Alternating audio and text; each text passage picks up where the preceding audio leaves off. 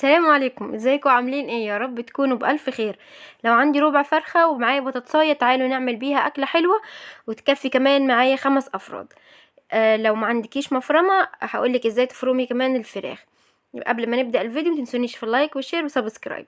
وقبل ما نبدأ الفيديو كمان يلا بينا نسمي الله ونصلي على رسول الله. اللهم صل وسلم وبارك على سيدنا محمد. يلا بينا بقى نبدأ الفيديو. عندي كده ربع الفرخة بتاعتي. هبدأ أقطعها كده مكعبات. الكبة عندي بايظة فقلت بقى اوريكم الطريقة اللي انا ممكن افرم بيها الفراخ، علشان لو حد ما عندوش كبة او ما عندوش مفرمة يقدر يفرم الفراخ بتاعته كويس. هقطعها كده مكعبات صغيرة علشان تسهل معايا، ولو لقيت فيها اي عروق او اي شغط اشيلها كده على جنب عشان تتفرم معايا بسهولة وبسرعة. اخدت كده الفراخ بتاعتي وبعد ما قطعتها هحطها في كيس تلاجة، وهوريك ازاي تقدري تفرميها حتى لو ما عندكيش مفرمة. هبدأ بقى اقفل عليها كويس وهوريكي احنا هنفرمها ازاي دلوقتي. جبت المخرطة بتاعتي، ولو ما عندكيش كمان مخرطة ممكن تقدري تستعملي غطا حلة وتفرمي بيه. هفرم الفراخ بتاعتي كده كما لو ان انا ايه بخرط في الملوخية. الطريقة دي هتسهل معاكي وهتطلع معاكي الفراخ مفرومة احسن كمان لو انت عندك كبة. دي الفراخ بتاعتي بعد ما انا فرمتها، بصي حلوة ازاي وطالعة احسن من ان احنا استعملنا مفرمة او استعملنا الكبة. دي لكل الناس اللي هي ما عندهاش لا كبة ولا مفرمة. مفيش اي حاجة تقدر طبعا توقفنا. جبت بقى الفراخ بتاعتي كده هحط عليها التوابل بتاعتي. قبل ما احط التوابل حطيت معلقة كبيرة بقسماط مطحون، او لو عندك فينو ناشف شيل القشر بتاعه وخدي منه معلقة. في ناس بتحط اكتر من كده، بس انا بحس ان هو بيغير طعم الفراخ. انا ما بحبش ان هي البقسماط او الفينو يبقى طاغي على الفراخ. ماشي، هي ترمي معاكي كمية كبيرة بس هتغير طعمها، لكن المعلقة هتمسك معاكي الفراخ وايه هتخليها جميلة، وفي نفس الوقت مش هيبقى ظاهر فيها طعم البقسماط او الفينو. حطيت بقى البهارات بتاعتي، حطي اللي انت بتحبيه. فلفل اسمر، حطيت بابريكا، حطيت الملح، وحطيت 7 بهارات، ومعايا شويه كاري عجنتهم كويس، واي نساير كانت موجوده معايا شلتها. البطاطسايه بقى سلقتها وحطيت عليها صفيتها وحطيت عليها شويه سمن وهرستها كويس.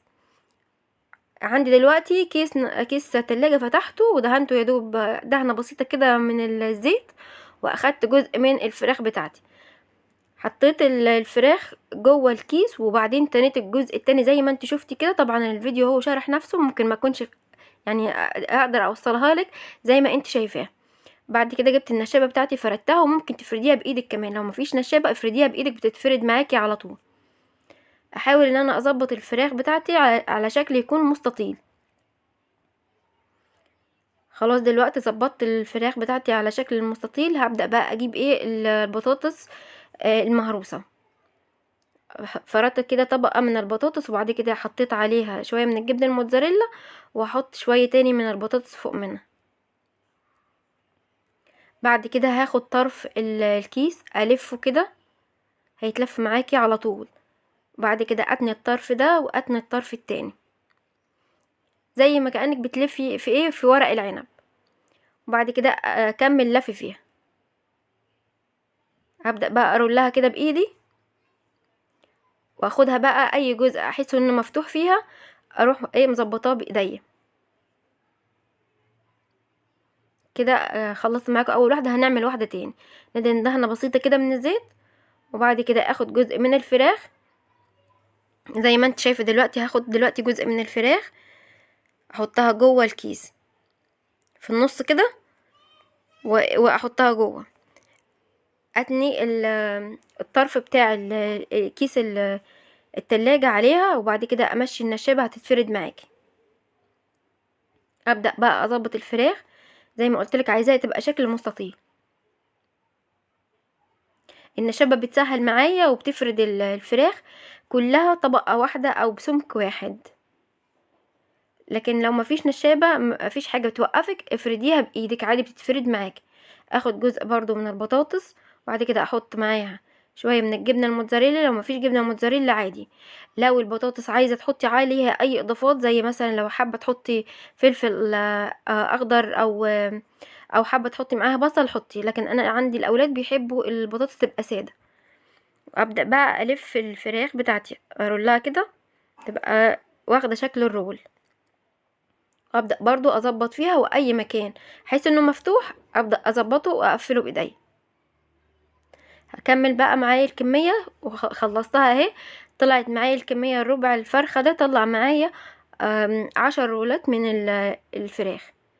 هبدأ بقى اعمل الكفر بتاعها. عندي دقيق وبولة فيها شوية لبن ومعايا بيضاية وشوية فلفل اسمر. الطبق التالت فيه الكريسبي بتاع البانيه، ومفروض ان هو يتحط معاه الفيجيتار، بس طبعا الفيجيتار مقاطعة فحطيت معاه بقسماط مطحون.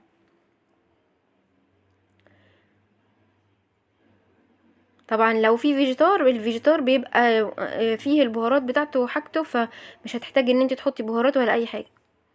اخد بقى الرول كده الف، احطه في الدقيق الفه، وبعد كده انزل بيه في اللبن، اطلعه من اللبن على الكريسبي اللي موجود عندي. انا بستعمل ايد واحده، بصي ايدي هتفضل نظيفه ما فيهاش اي حاجه. ابدا بقى كده اضغط علشان الكريسبي يمسك فيه. لو ما عندكيش الكريسبي ده عادي ممكن تستعملي بقى البقسماط المطحون وخلاص. بس الكريسبي بيحبوه الاولاد وبيدي طعم وبيدي شكل حلو خالص. خلصت الكميه بتاعتي، نروح بقى علشان نحمر رولات الفراخ. عندي طاسة فيها زيت، والزيت يكون سخن.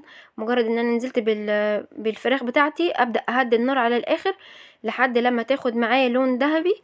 النار تكون عندي هادية ما تكونش عالية علشان خاطر الفراخ تستوي من جوه وتكون مقرمشة كمان من بره. الوصفة دي حلوة قوي وبتعجب الاولاد. ممكن تعمليها وتقدميها مع مكرونة كده سخنة. الاولاد اول ما بيعجبهم اي فكرة بنزلها على طول. لو عجبك الفيديو بتاع النهارده متنسينيش في اللايك والشير وسبسكرايب، اكتبولي تعليق حلو كده منك يفرحني ويشجعني. مع السلامه.